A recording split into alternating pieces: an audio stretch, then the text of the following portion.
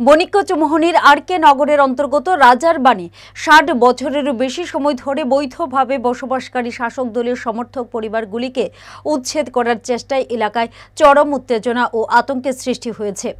গুরুতর অভিযোগ উঠেছে জমির কারবারি হিসেবে পরিচিত জনৈক এক ব্যক্তির বিরুদ্ধে, যিনি ভুয়া দলিল তৈরি করে ১২ কাঠি জমি নিজের বোনের নামে লিখিয়ে নিয়েছেন।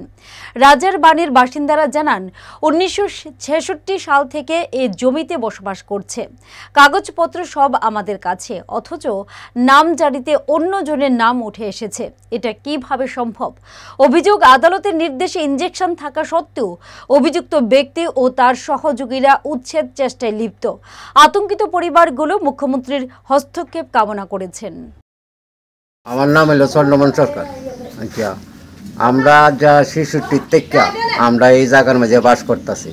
আচ্ছা, বাস করতেছি পরে আমরা শুনতেছি মানুষের মুখ, আমরা এত নিছি না।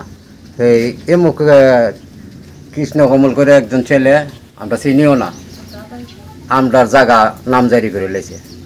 মানুষের মুখ শুনি কবে যে বছরখানে, এরপরে এই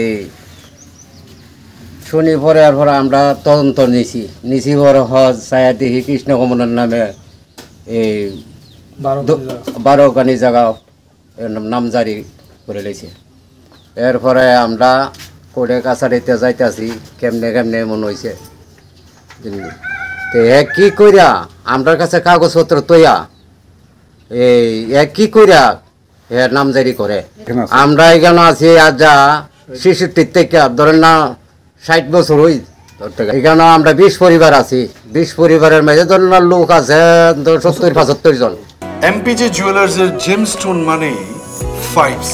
তার মানে আপনি যখনই এমপিজে থেকে জেমস্টোনস কিনতে যাবেন, আপনি পাবেন অ্যাকুরেট কালার, সূক্ষ্ম কাট, অসামান্য ক্ল্যারিটি, সঠিক ক্যারেট, আর পাবেন এমপিজে জুয়েলার্সের ক্রেডিবিলিটি। এমপিজে গ্রহরত্নের বিশ্বস্ত ঠিকানা।